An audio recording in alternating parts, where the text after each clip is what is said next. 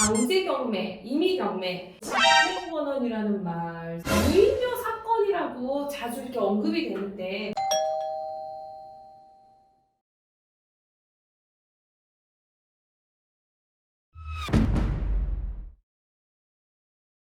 안녕하십니까.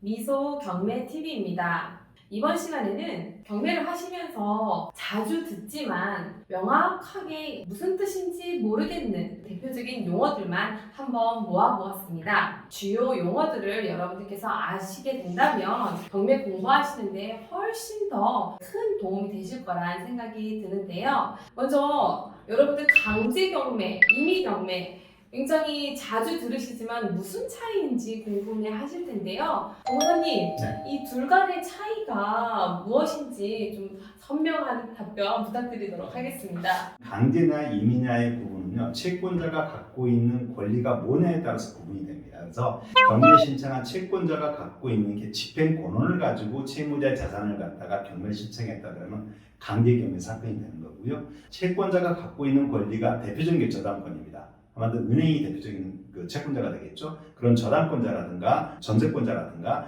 담보가대인권자 이런 사람들이 경매 집어넣은 사안을 갖다가 임의경매 사건이라고 분류를 하고 있습니다. 말씀하신 중에 집행권원이라는 말씀을 네. 하셨는데 그게 무엇인가요? 용어가 좀 낯설죠? 네. 채무자의 재산을 집행할 수 있는 권리의 원인 증서가 있어야 된다. 그래서 대표적인 게 여러분들이 알고 계시는 판결서 같은 거죠. 또 많이 나오는 게 여러분들 돈 빌릴 때 가까운 공증사무실에 가서 공증하잖아요. 네. 그때 그 공증안의 내용은 대부분 집행을 수락한 문구가 들어가 있습니다. 그래서 그런 집행 증서가 있으면 또 경매를 할 수 있습니다. 그래서 또 많이 나오고 있는 게 확정된 지급 명령 이런 것도 많이 있거든요. 그래서 이런 것들이 약간 법원에서 나온 서류 갖고 경매를 집어넣었다. 그러면 대부분 이런 사건들은 강제경매 사건이라고 보시면 됩니다. 물건에 이제 입찰을 들어갈 때 네. 이 강제 경매인지 임의 경매인지 어떤 차이점을 두고 또 이제 저희가 준비를 해야 할까요? 임의경매 사건에서는 자주 안 나오는 것들이 강제경매 사건에서는 몇 가지 나오는 게 있습니다. 대표적인 게 뭐냐면 경매 취하는 방식이 좀 다릅니다. 낙찰자가 생기기 전에 취하는 아주 간단히 처리될 수 있는 건데 낙찰자가 생겼을 때 채무자가 그 부동산을 취하는 방식이 강제경매냐 임의경매에 따라서 약간 구별이 된 실익이 있고요. 또 하나가 강제경매 사건에서는 간혹 채무자들이 개인회생 신청을 많이 합니다. 이 개인회생 개시 결정으로 인해서 절차가 실효가 되는 경우가 발생될 수도 있습니다. 네. 무인료 사건이라고 자주 이렇게 언급이 되는데 그 네. 무인료 사건은 무엇인가요?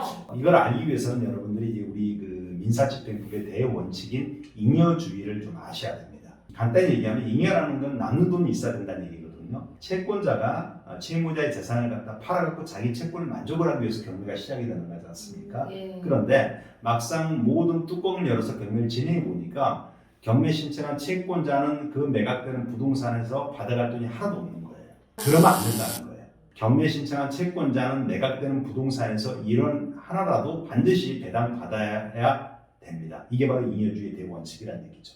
경매를 신청을 했는데 받아갈 돈이 하나도 없다라고 네. 하면 이런 사건을 무인료 사건이다라고 네, 하실 수 그렇습니다. 가져갈 돈이 아무것도 없어지게 되면 그냥 취소 절차로 되는 건가요? 맞습니다. 취소로 넘어가는데요. 항상 우리 법원이라는 거는 한 번쯤 기회를 당사자한테 주고 있거든요. 그래서 우리 민사집행법에서도 그런 무인료 사건이 될 확률이 있는 사건에서 바로 취소라는 절차를 다가가지 않고요. 채권자한테 법원에서는 통지를 합니다. 그게 바로 채권자 매수 통지서라는 걸 보내는 거거든요. 채권자 너의 경매 신청 사건을 내가 접수받아갖고 진행하다 보니까 너보다 선수인 권리자들이 갖고 있는 채권을 다 변제하고 나니까 실제 너는 받아갈 돈이 하나도 없다는 거예요. 그래서 이게 민사집행법에 반하니까 잉여주의에 반하다 보니까 이 경매 절차를 취소해야 되는데 만일 이 통지를 받은 날로부터 일주일 내에 너보다 선수인 채권자들이 갖고 있는 채권을 부담하고 않고 그동안 들어갔던 집행 비용도 부담하고 너가 받아갈 금액이 1원짜리 하나도 좋다는 겁니다.